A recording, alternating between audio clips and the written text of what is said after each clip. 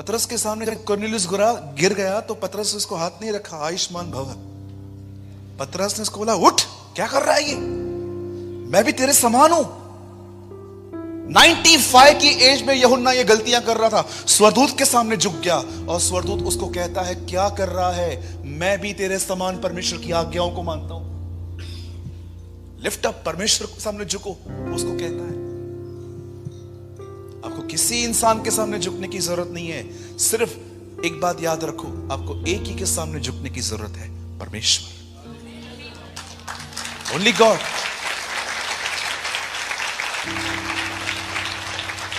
मैं एक दिन अपने ऑफिस में था, पंजाब की बात बता रहा हूं। पंजाब से मुझे एक मैसेज आया मेरे मैसेंजर पे।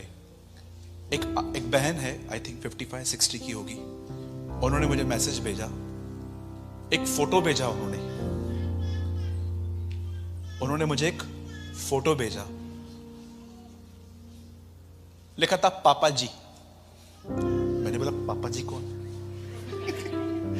पापा जी लिखा था, तो मैंने बोला इतना यंग हूं मैं, पापा जी बोलते बड़ी शर्म आ रही थी कि अभी तक तो दाढ़ी भी वाइट नहीं आई है, फिर भी पापा जी बोला पापा जी ये लड़का देख रहे हो, ये मैंने अपनी लड़की के लिए चुना है, जरा बता दो।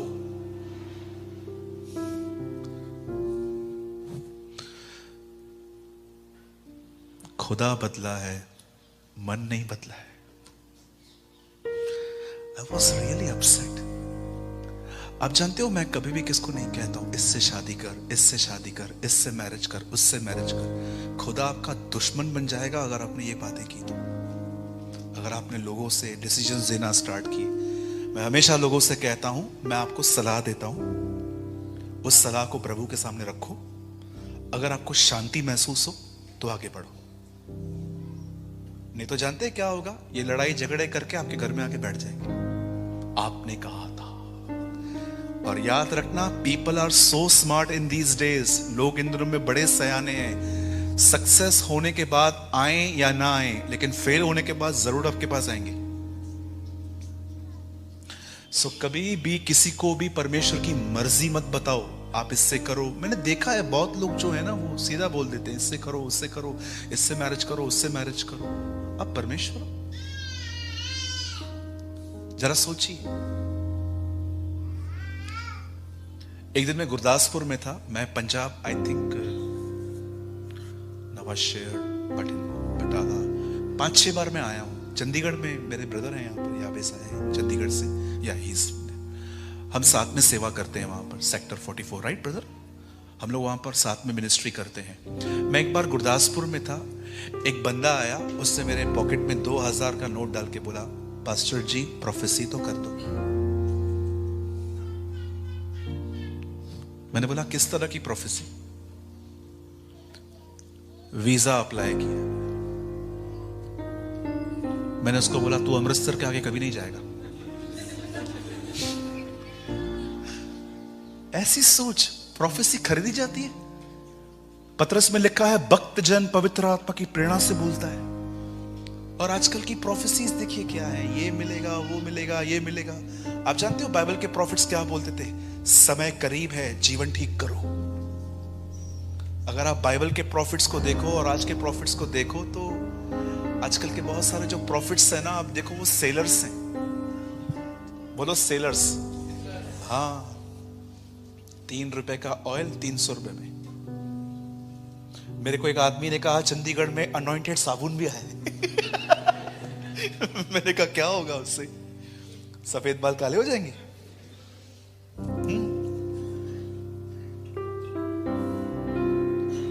Stop all this nonsense. मैं आपको फिर से कहता हूं, ये आप एक सही कलीसिया में हो, ये कलीसिया को भी छोड़ना मत।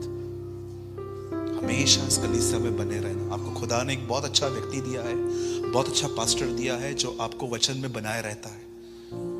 बहुत बहुत डेंजर टाइम चालू है बाहर। मैं एक दिन एक चर्च में था, एक प्रॉफिट आया वहां पर, एंड यू नो, लोगों की जिंदगी के बारे में कुछ न बताकर वो लोगों के नंबर्स बता रहे थे। आपका पीओ बॉक्स नंबर ये है, आपका नंबर ये है, आपका नंबर वो है, और लोग ये आप जानते हो आज की मसीहत में और उनकी मसीहत में क्या अंतर था? उन दिनों में जब यीशु काम करता था, आप पढ़िए, वहां लिखा रहता था लोगों में भय छा गया। लेकिन आज तो क्या मैं आपके लिए प्रोफेसी करूं? अरे तू उनसे पूछ रहा है? पैर पड़ना, चीजें खरीदना, ये बात दर्शाई जाती है कि लोगों का मन नया नहीं हुआ है। मेरे चर्च के अंदर, इन माय चर्च, अगर मेरे कलीसिया के में कोई व्यक्ति मेरे पैर पड़े ना, मैं धो डालूं उसको। तू मेरे पैर पड़ रहा है यार? प्रभु की आराधना कर, वो उसके योग्य है। क्या बताती है अंतिम किताब? उन लोगों ने अपने मुकुट उसके पैरों पे रख दिया था। The last book of the Bible.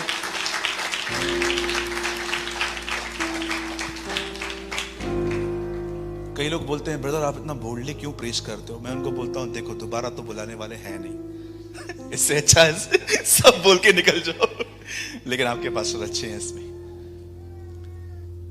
आप जानते हैं फॉल्स प्रॉफिट की एक सबसे बड़ी निशानी क्या होती है? झूठे भविष्यवक्ताओं की एक साइन क्या होती है? आप कैसे पहचानोगे कि कौन फॉल्स है और कौन सच्चा है? जानना चाहते हो? पक्का?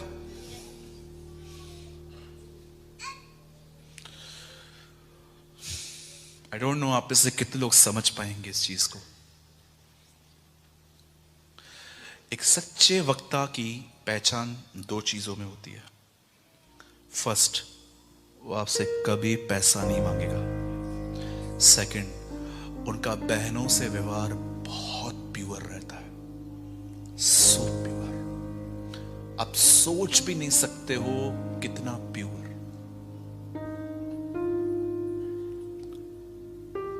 ये एक सच्चे वक्ता की निशानी होती है।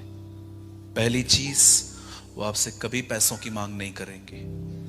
उनका ध्यान कभी आपके ऑफरिंग में नहीं होगा, कभी भी नहीं। सेकंड थिंग, उनका बहनों के साथ व्यवहार बड़ा ही शुद्ध होता है। ये एक सच्चे पास्टर, एक सच्चे भविष्यवक्ता की निशानी होती है।